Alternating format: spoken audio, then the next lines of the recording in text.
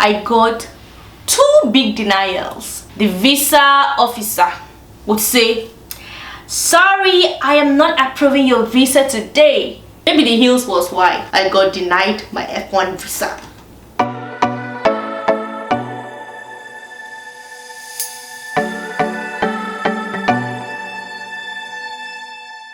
Hello guys, it's time to evolve with Isaac. Welcome to my YouTube channel. So today I'll be sharing with you my F-1 visa interview story. I've been denied visa to the United States of America twice, but the third time I went there I got approved.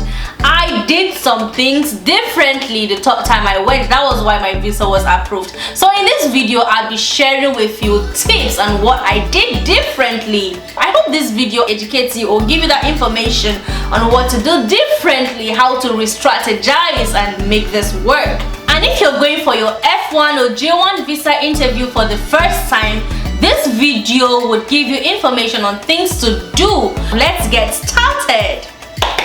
So since 2017, I've been applying to come to the United States of America for my master's degree. It did not work out. I got 2 big denials. 2 times I walked into that embassy, Lagos Embassy, United States of America. The visa officer would say, "Sorry, I am not approving your visa today." Finally, in 2022, I got my visa approved. I had to go back to the drawing board. What have I been doing wrong? I had to re-strategize. When I went back to the drawing board, I realized that I had been doing these things wrong altogether, from the very beginning. Let's start with this. Bros are no plan. I did not plan. I did not prepare. Yes, I checked transcripts online. Yes, I checked other people's YouTube videos. I checked the US Embassy website. I did my research, but I failed to plan. You failed to plan what? Plan to fail. I did not have my own transcript. So please, create your own transcript. This is your story. So write your story. Prepare your story in a way that when the visa officer hears it, he'll be like, "Oh, this person deserves this visa." But you don't just walk in there without planning. The second thing I want to say is pray, right? Prayer is very important. However, you need to remember that prayer without work is dead. Period. That was something I did not do right. Hey, I was praying, "God, I am going to collect my visa. Today I walk into this embassy, I walk into favor." But I didn't put in the work. So there was no way I could get that. Make sure you pray and plan. I failed to ask for information from those that have gone through that process before. You need to ask for information from other people.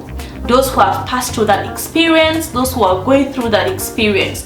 They have a lot of WhatsApp groups, they have Telegram groups, they have Facebook groups for people who are pursuing the same thing as you. So there you would get to know more information, and that I did not do. So make sure you make it a habit of asking for information from people who have experienced what you are trying to experience. No information is too much. On to the next one. So as a prospective international student walking into the US Embassy, one should expect a level of confidence, but I lacked that.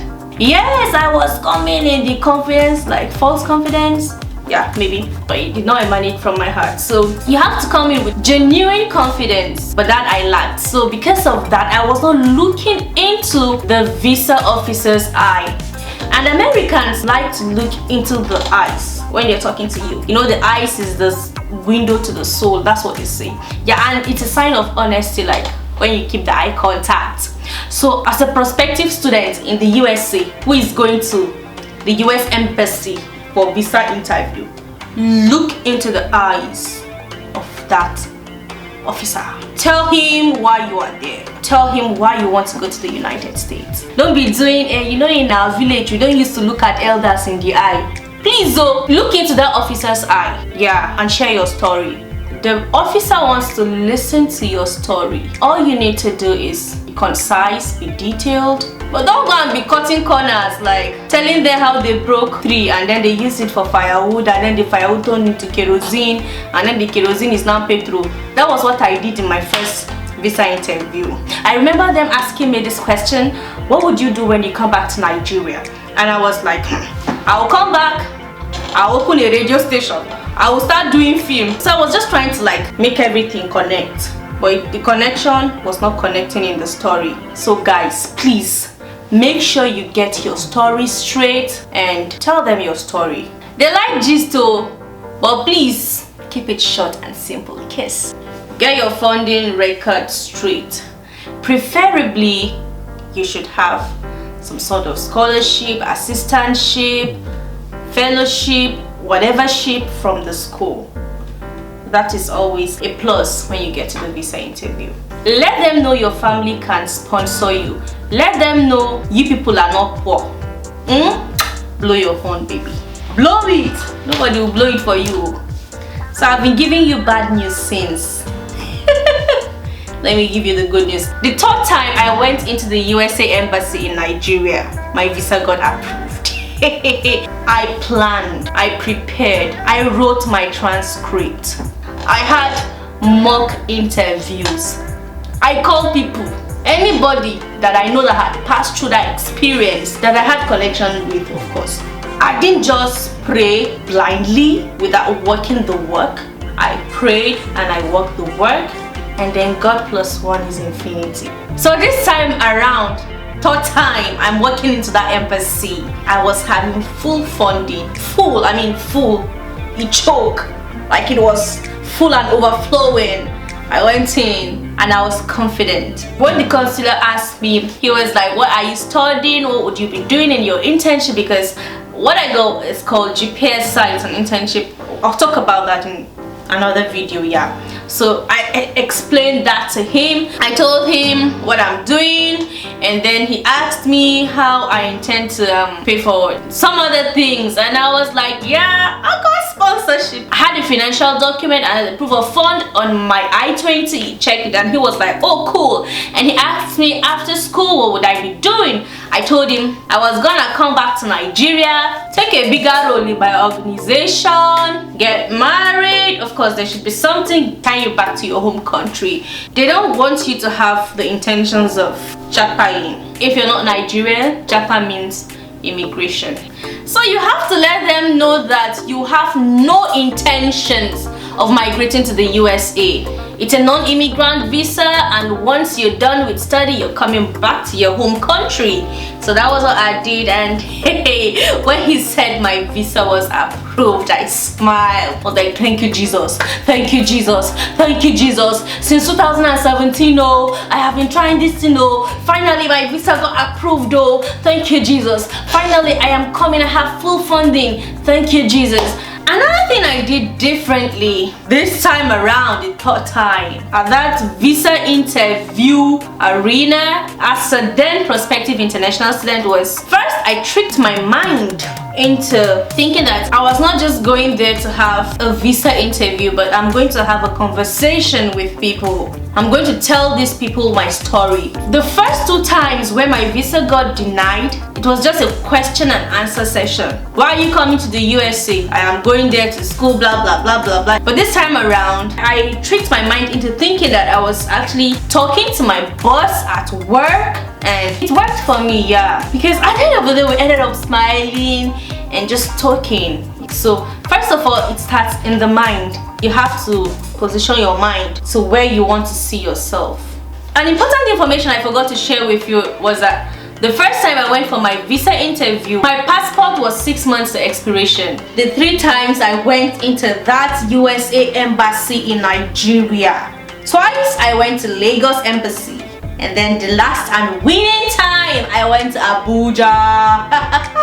Yep, I went to Abuja for the last one, and these are the things I found common between the 2 embassies. Like, there's definitely a wait period. I went there though. Hey, one thing is you have to get to the embassy early. Get to the embassy early. Be early. Be early. Yep. Get there early because it's always crowded. A lot of people are there also for the same thing. So get there early. And please, when going there, you see mistake that I made. I don't want you to make that same mistake. The first time I was going, if you see the clothes I wore one pink fine dress like this. I wore jacket and I combed my hair, packed it. I wore heels, baby girl, stilettos. I walked like with my handbag, you know, so that they will not think I'm suffering now. They will give me visa. But all that didn't work. I just ended up hurting my feet, standing for a very long time. If you've been to the US Embassy in Lagos, you understand that the battle there is for the feet, and then you cannot go there wearing high heels, except you want to be like me. At the end of the day, massage your ankles. That was the mistake I made. I didn't wear comfortable clothes. Of course I was getting tired, my feet were hurting, so I like to like hurry up the process, and I think that affected me in some ways and how I answered my question. Maybe, who knows, maybe the heels was why I got denied my F-1 visa. So not only were my feet hurting, I was also thinking about my bag. You are not supposed to come with your bag to the embassy for visa interview because you would not be allowed to go in there with that bag. I made that mistake. I walked that path, and I do not want you to make that mistake. That's why I'm sharing this with you.